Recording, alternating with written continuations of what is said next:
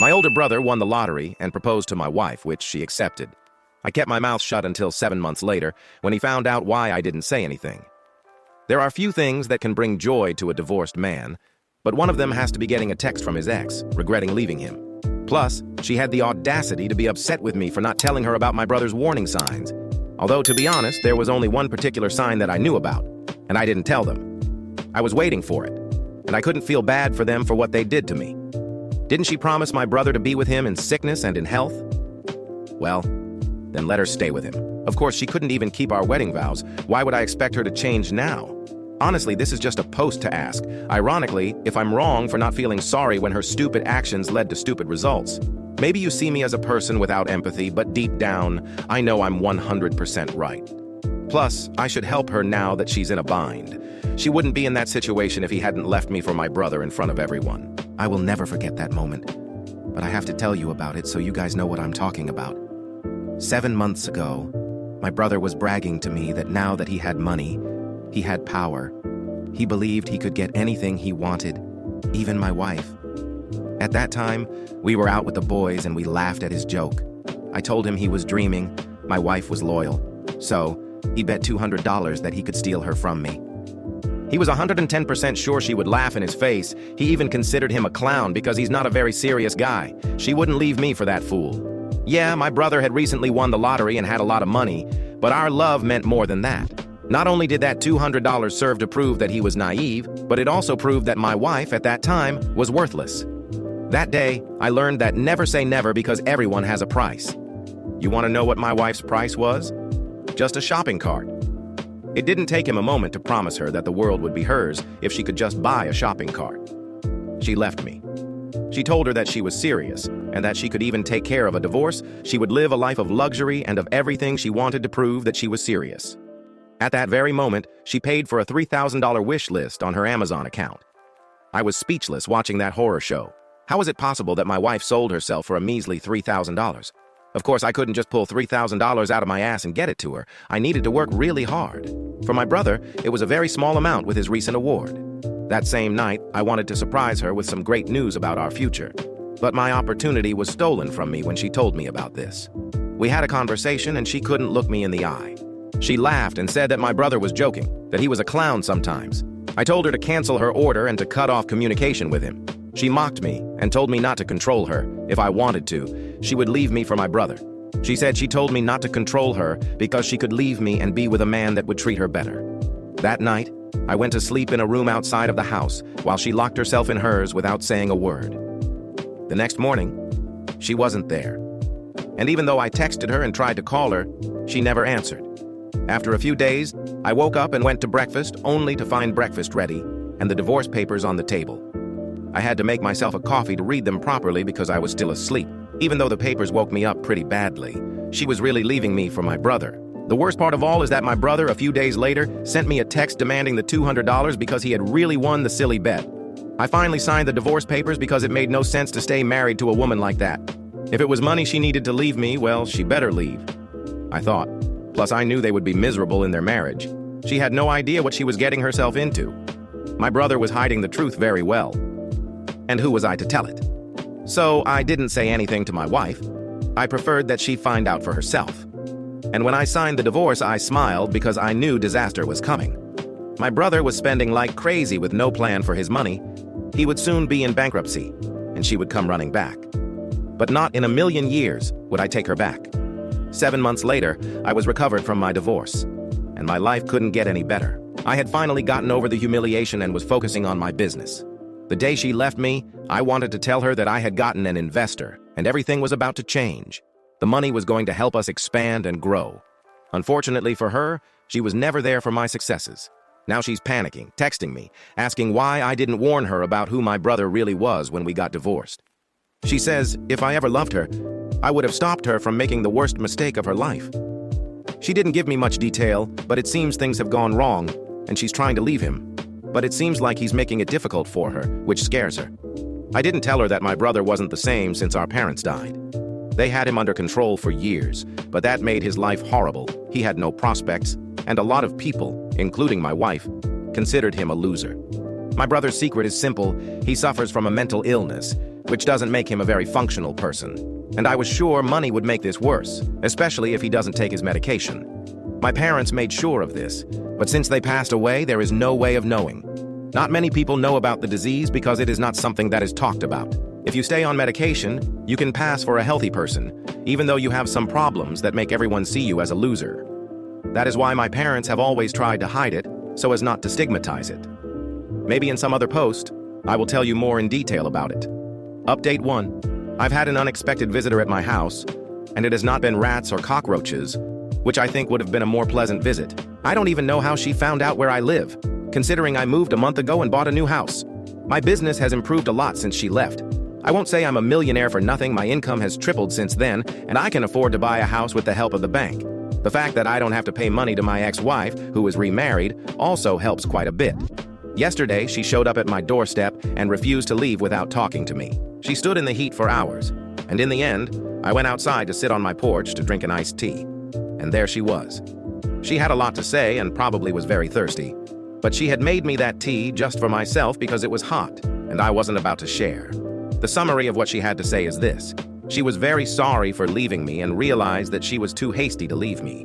Rushing has to be the euphemism for what she actually did. She said that we had had a lot of problems in our marriage, and the fight over the Amazon shopping cart escalated too far. She also told me that the day she left home, she left with my brother, and that was the first night they spent together. Having screwed things up with me, she went ahead with the divorce, and even though she felt bad, she consoled herself with the thought that I would be well taken care of. I listened to this, sipping my tea and making noise as I drank. But the marriage to my brother was not what I expected. That there were things that began to come to light over time, and you guys will know what they are. She said he was sweet one moment and unbearable the next.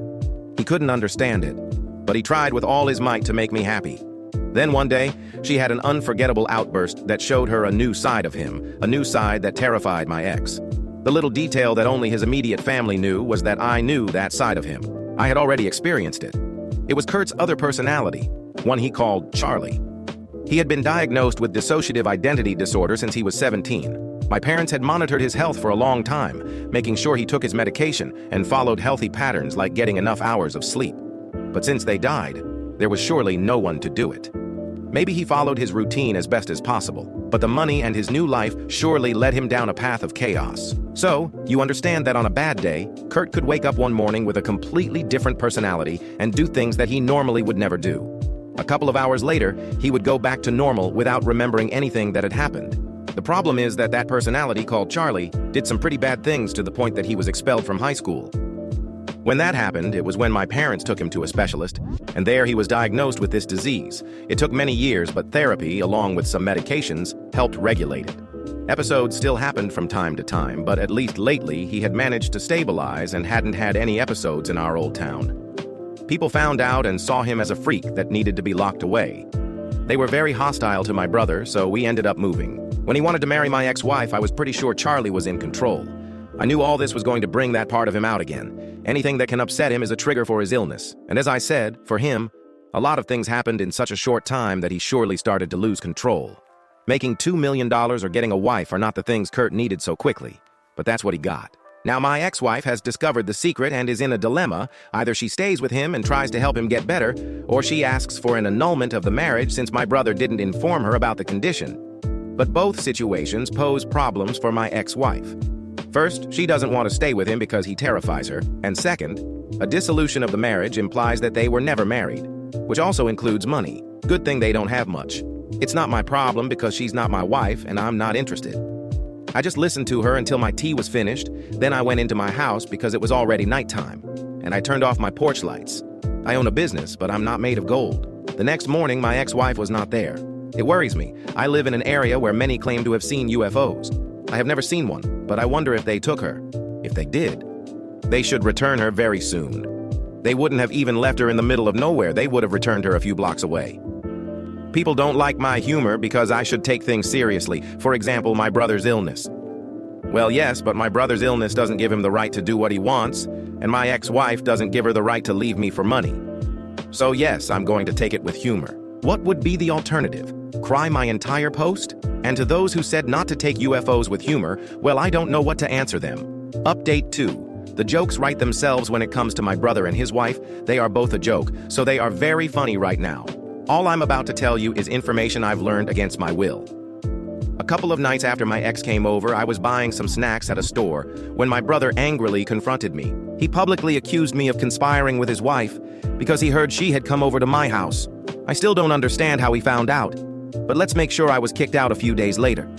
I found out they were actually getting divorced thanks to her, which was a good move, and he had kicked her out of his house. Apparently, she didn't agree with being kicked out, so she decided to start a smear campaign against him, telling people he was crazy and had a split personality. My phone would not stop ringing with people asking about my brother. I eventually had to turn it off.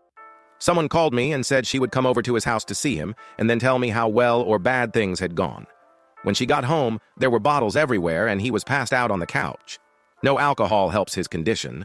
The place smelled horrible and looked like she had been surviving on takeout for days. She woke him up and told him to go take a shower. He was dazed but listened to her. She then cleaned up what she could and made him a sandwich with what little she found in the fridge. When he finished showering, she joined this person in the kitchen, and they talked. The truth was, her life was pretty much ruined. Nothing would be left if she went through with the divorce. She would be left with nothing because there wasn't much left for a lawyer. She had just found out her bank account was in the red, and that led her to make the post. He got her reported and removed for harassment, but the damage had already been done. It makes sense that my ex wants a divorce and not an annulment, although at this point there isn't much to divide unless they liquidate all of their assets. The amount of things I have to tell you, between jokes I have and things I have found out, is overwhelming. I first started approaching my ex and asking her about the divorce. I was really stressed out because even if she gets a divorce, she wasn't going to get any money. I probably dropped some hints that I would be there for her after the divorce. No, I'm not thinking of getting back together with her. Keep reading. Shortly after, there was an auction of my brother's assets held by the bank. I bought his favorite car, the one he bragged about, and took my ex-wife on a date with. I sent him pictures of us in the vehicle, and he just lost his mind. He was crying, saying that he didn't need this at his worst moment. He told me that his life was about to be ruined and that he really needed my help. He asked me to stay away from my ex-wife because she broke us up, and it would only bring more problems. I told him that I didn't care about my ex-wife. I just drove her around so I could take the picture for my brother after I dropped her off at her house. And even though she thought we were on a date, I blocked her. It's been a little joke next to what happened months ago. He called me and texted me nonstop, some asking me for forgiveness as a brother. I just told him to get help because his mental problems were going to cause him more pain. And you know what he said? That he didn't have any mental problems, he just got kicked out of high school for having done some mischief. When they took him to a psychologist for his bad behavior, he just decided to say that he had other voices in his head just to get out of the problem. It was something he had read and thought it could help him. That's why he had a recovery and looked normal. He didn't even take his medication. He just spit it out shortly after pretending to have swallowed it in front of my parents at this moment. I would tell you that I am very surprised, but I always knew he was an idiot. The difference is that before I thought he was a mentally unstable idiot, but now he is just a plain idiot one who even, a few weeks after my brother's tearful confession that his mental illness was just a teenage lie to dodge trouble, life took another sharp turn I never saw coming. I was sipping coffee at my favorite diner, enjoying the peace of my thriving business and the satisfaction of that car I'd snagged at the auction, when my phone buzzed with a text from an unknown number. "Meet me at the old park tonight. I have something you need to see." Curiosity got the better of me, so I showed up at dusk, the air thick with the scent of pine and the distant hum of crickets. There she was, my ex-wife, sitting on a rickety bench, looking like she hadn't slept in days, her designer clothes swapped for a hoodie and jeans that hung off her like she'd given up. She didn't waste time with pleasantries. "Kurt's gone," she said, her voice trembling. "Not dead. Gone. Took what little money we had left and vanished 3 days ago. Left me a note saying he's starting over somewhere new, somewhere I'll never find him." I raised an eyebrow, waiting for the punchline, but she pulled out a crumpled piece of paper and shoved it into my hands. It was his handwriting, all right, messy, arrogant, and full of promises he'd never keep. "Good luck with the mess," it read, "and tell my brother he won after all." I couldn't help it. I laughed, loud and hard, right there in the empty park. She glared at me, tears welling up, and demanded to know why I wasn't shocked. "Because it's Kurt," I said, folding the note and handing it back. "He's always been a coward when the chips are down. You just didn't see it through the dollar signs." She stood up, pacing like a caged animal, and launched into a rant about how she'd wasted years on both of us, how she should have known better than to trust a man who'd fake a disorder just to dodge a suspension. I let her vent, leaning against a tree, watching the sky darken as she unraveled. Then came the kicker. She admitted she'd been digging into my life since the divorce, tracking my success, even hiring some low-rent PI to find my new address. That's how she'd shown up at my door. "I thought you'd take me back," she said, almost whispering now, "or at least help me. But you're different. Harder." I nodded, not denying it. The old me might have caved, played the hero, but that guy got buried the day she walked out with a shopping cart and a smirk. She begged me to loan her money, just enough to get back on her feet, swearing she'd pay me back with interest. I pulled out my wallet, counted out $50, and tossed it on the bench. "That's all you're getting," I said. "Buy yourself a coffee and a bus ticket. Figure it out." She stared at the bills like they were an insult, then snatched them up and stormed off into the night, muttering about karma and how I'd regret it. I didn't. The next morning, I got a call from an old friend who'd spotted Kurt at a gas station 2 states over, buying a burner phone and a case of beer with a wad of cash. Sounded about right. He'd run until he crashed, same as always. Meanwhile, my ex started posting cryptic nonsense on X about betrayal and starting fresh, which I ignored until a mutual acquaintance sent me a screenshot of her latest rant. A blurry photo of me at the park with the caption, "Some men don't deserve their luck." I rolled my eyes and blocked her for good. My business hit a new milestone that week, 6 figures in profit, and I celebrated with a steak dinner and a bottle of whiskey I'd been saving for a day like this. Kurt's car sat in my garage, waxed and gleaming, a trophy of a war I didn't even have to fight. Then, out of the blue, a lawyer contacted me. Turns out, my brother had racked up some debts before he bolted, and since he'd listed me as next of kin on some old paperwork, the creditors were sniffing around. I told the lawyer to shove it. Kurt's mess wasn't mine, but it got me thinking. Maybe he'd planned this all along, a final screw you to drag me down with him. Or maybe he was just too dumb to tie up loose ends. Either way, I wasn't biting. I hired my own lawyer, washed my hands of it, and moved on. A month later, I got a postcard in the mail, no return address, just a beach scene, and 2 words in Kurt's scrawl, "Wish you'd cared." I tossed it in the trash and went back to work. Caring was a luxury I couldn't afford anymore, not for him, not for her. The park meeting faded into memory, just another chapter in a book I'd already closed. My ex kept popping up in random X posts, each one more unhinged than the last until she either got banned or gave up. I didn't check. Life was good, quiet, profitable, mine. And if Kurt ever showed his face again, I'd be ready. Not with anger, not with pity, but with a locked door and a smile. Let him figure out his own disasters. I'd built something better, and no one was taking it away. Not this time. A year had passed since that postcard from Kurt landed in my mailbox, and I'd settled into a rhythm that felt untouchable. Business booming, house paid off, and a quiet satisfaction that came from knowing I'd outlasted the chaos. It was a crisp October evening when the past came knocking again, this time literally. I was grilling steaks in my backyard, the smell of charcoal mixing with the autumn air, when I heard a hesitant tap at my front door. I ignored it at first, figuring it was some kid selling candy for school, but the tapping turned into a full-on pounding. Wiping my hands on a towel, I opened the door to find a ghost, Kurt, standing there, thinner than I'd ever seen him, with a scruffy beard and eyes that looked like they'd seen too much. He didn't wait for an invitation, just pushed past me into the living room, muttering something about needing to talk. I followed, half expecting him to demand money or beg for a place to crash, but he sank into my couch and dropped a bombshell instead. "I didn't run off to start over," he said, voice hoarse. "I got picked up by some guys I owed money to, bad guys, the kind you don't say no to. They've had me working off the debt for months, moving stuff across state lines. I only got away because one of them slipped up." I stood there, arms crossed, waiting for the part where this became my problem. He pulled out a cheap flip phone and showed me a grainy photo, a warehouse stacked with crates, shadowy figures in the background. "They're coming for me," he said. "And they know about you now." I had to give them something, so I told them my brother's doing well, might have cash to spare. My jaw tightened, but I kept my cool, flipping the phone shut and tossing it back to him. "You're a real genius, Kurt," I said, sarcasm dripping. "What's the plan? Hide here and hope they don't burn my house down?" He flinched, then started rambling about how he'd fix it, how he'd disappear again if I just give him a few grand to get out of town. I laughed, a cold, bitter sound, and told him to get out.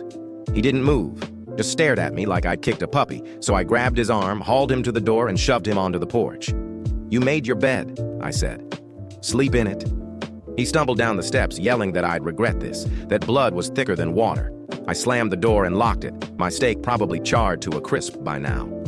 The next morning, I woke up to a brick through my kitchen window and a note taped to it. Pay up or he's dead. No signature, just a phone number scrawled in marker. I called my lawyer instead, handed over the note, and told him to deal with it, quietly. He advised me to beef up security, so I installed cameras, got a dog, a mean-looking German shepherd named Rex, and kept a loaded shotgun under my bed. Days turned into weeks with no sign of Kurt or his friends. But I wasn't taking chances. My ex-wife popped up again, too.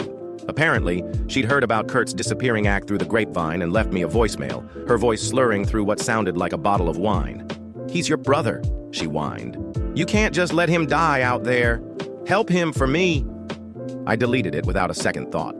She'd always had a knack for playing the guilt card, but I wasn't her pawn anymore. Then, one night, the cameras caught something.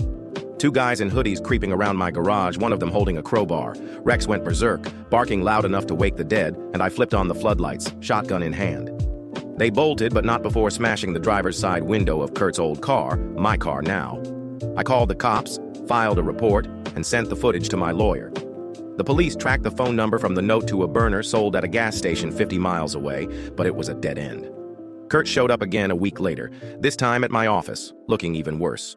Bruises on his face, a limp in his step. He swore he'd escaped for good, that he'd ditched the guys chasing him in some backwater town after stealing one of their trucks. "I'm clean now," he said, hands shaking. "Just need a place to lay low." I didn't buy it. Told him to leave or I'd call the cops myself. He cursed me out, called me heartless, and limped off into the dusk. That night, I got a call from an unknown number. No voice, just heavy breathing and the faint sound of traffic before it cut off. I figured it was him, or maybe them, testing me. My lawyer dug deeper and found out Kurt had tangled with some small-time loan sharks tied to a bigger operation. Nothing cartel level, but bad enough to make my life messy. I doubled down on security, hired a guy to watch the house when I wasn't there, and started carrying a concealed pistol. Business didn't slow down, though. Clients didn't care about my family drama, and I wasn't about to let it tank what I'd built. Then, out of nowhere, my ex-wife showed up at my doorstep again, sober this time, with a wild story. She claimed she'd run into Kurt at a dive bar, that he'd begged her to talk to me, said he was sorry for everything, the bet, the money, the lies. She'd recorded it on her phone, played me a shaky clip of him sobbing, saying he'd never meant to drag me into this. "He's family," she pleaded, eyes red. "You can't turn your back on him." I listened, stone-faced, then told her to take her sob story somewhere else. She left in a huff, and I deleted the recording she'd sent me later that night. A month later, word came through a friend of a friend. Kurt's body had washed up in a river 2 states over, beaten beyond recognition, no ID but a tattoo on his arm that matched one I remembered from our teenage years. Cops ruled it a homicide, no suspects, case cold before it even started. My ex called me, hysterical, blaming me for not saving him. I hung up and poured myself a drink. The next day, I sold his car for parts, donated the cash to a local shelter, and got a new number. The threat stopped, the cameras went quiet, and Rex settled into a routine of chasing squirrels instead of shadows. My ex posted a long, rambling tribute to Kurt on X, painting him as some misunderstood saint, but I didn't read past the first line. I framed that beach postcard and hung it in my office, not out of sentiment, but as a reminder. Caring too much gets you burned. Life moved on, steadier than ever, and I let the ghosts of my brother and his wife fade into the background, where they belonged. 2 years after Kurt's body turned up in that river, I'd built a fortress out of my life. Business humming along, house upgraded with a new deck where I'd sit with Rex, watching the sun dip below the trees, and a reputation in town as the guy who didn't bend, no matter what. I'd almost forgotten the taste of chaos when it came roaring back, this time not with a knock, but with a letter slipped under my door in the dead of night. No stamp, no return address, just my name scrawled in shaky handwriting I recognized instantly, my ex-wife's. Inside was a single page, stained with what looked like coffee or tears, and it started with, "I'm sorry, but you need to know the truth before it's too late." My gut told me to burn it unread, but curiosity won out. She wrote that after Kurt's death, she'd spiraled, booze, pills, a string of bad decisions, until she hit rock bottom and started digging through his old stuff, looking for something to sell. That's when she found it, a locked metal box stashed under his floorboards, pried open with a hammer to reveal a journal, some grainy photos, and a flash drive. The journal was Kurt's, dated back to his disappearance. and it wasn't the sob story he'd fed me. He hadn't been nabbed by loan sharks. He'd staged it, faked the threats, even tossed that brick through my window to keep me on edge. The photos showed him grinning with a couple of rough-looking guys, time-stamped months after he'd supposedly escaped, and the flash drive held audio clips of him laughing, plotting to teach his brother a lesson by dragging me into his mess. My ex claimed she'd confronted one of the guys in the pictures, tracked him down at a bar, and he'd spilled everything. Kurt had been running a con, skimming cash from shady deals, using me as a decoy to throw off his partners. The river? A setup. Some poor bastard's body dressed up as Kurt to fake his death and vanish for good. She ended the letter with, "He's alive, and he's coming for you. I'm leaving town tonight.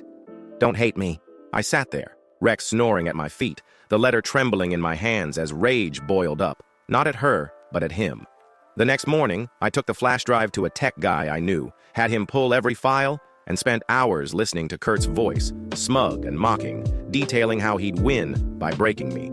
I didn't call the cops. Too messy, too slow. Instead, I dusted off my shotgun, loaded it, and waited. 3 nights later, the cameras pinged. Movement by the garage. I flipped on the lights, stepped outside with Rex growling at my side, and there he was. Kurt, older, gaunter, but unmistakable, holding a crowbar and a gas can. He froze, eyes wide, then dropped the tools and raised his hands.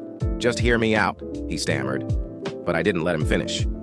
"You're done," I said, voice steady, and fired a warning shot into the dirt by his feet. He bolted, tripping over the gas can, and I let Rex loose.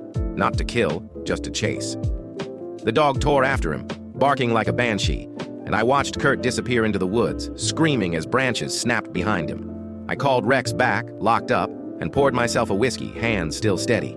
The next day, I packed the journal, photos, and flash drive into a box and mailed it to the FBI field office 2 states over, anonymous, with a note. "He's alive. Find him." No point in chasing ghosts myself. I'd already won by living better than he ever would. A week later, my ex's ex account went dark, and rumors swirled she'd OD'd in a motel somewhere out west. I didn't dig for details. Kurt stayed gone, but I kept the cameras rolling, the shotgun loaded, and Rex by my side. Business hit a new peak, 7 figures, and I bought a cabin up north, a retreat from the world they'd tried to torch. One night, sitting by the fire with a storm raging outside, I got a call from a blocked number. No words, just static, then a faint chuckle, his chuckle, before the line went dead. I stared at the phone, then laughed back, long and hard, the sound echoing off the cabin walls. Let him come. I'd built a life he couldn't touch, a fortress of my own making, and if he dared step foot in it again, I'd bury him for real this time, not with bullets, but with the weight of everything he'd lost. I hung a new sign on my office door the next day. No vacancy for fools. The storm passed, the sun rose, and I kept building, untouchable, unbreakable, the last man standing in a game they never should have played.